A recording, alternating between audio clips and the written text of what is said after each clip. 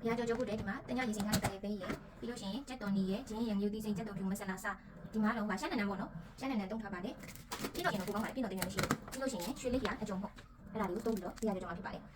ဒီမှာကလေးပဲလေးကြည့်ပြီးတော့ရဲ့အစာပလာလေးကြည့်ပြီးတော့ရေပေါ့နော်ပြီးလို့ရှိရင်ဒီမှာရွှေလေးပြအုံလေးနဲ့ထည့်ပြီးတော့နည်းလေးထည့်ပြီးတော့နေပါမယ်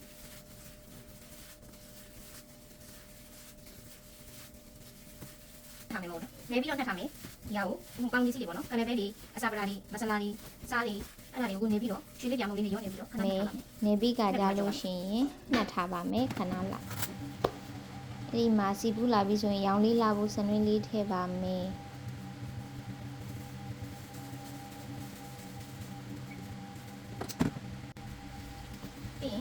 ပြီးကကြဆုပ်ပြီးကြောပါမယ်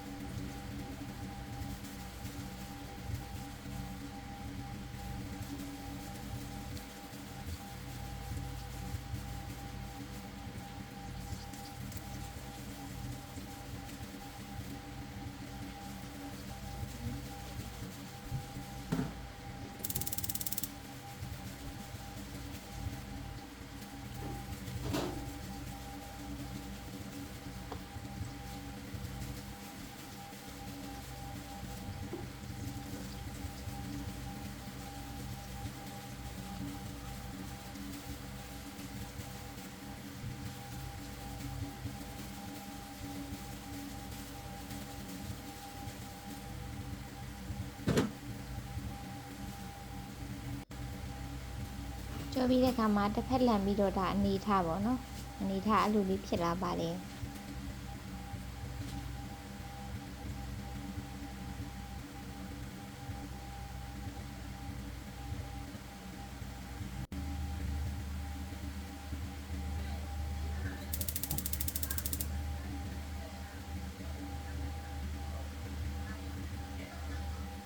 ကလေးပဲဟိုစံချိန်ခွက်နဲ့တစ်ခွက်ကိုဟိုအဲ့လိုမျိုးနှစ်ခါကြောရတယ်ပေါ့နော်ပြီးလို့ရှင်ဗျာကြော်လေးရပါပြီးစားလို့လည်းအရင်ကောင်းပါတယ်ထမင်းလေးနဲ့အချင်းလေးနဲ့ဗျာကြော်လေးနဲ့ပဲမနေ့ကမနက်ကစားလိုက်ပါတယ်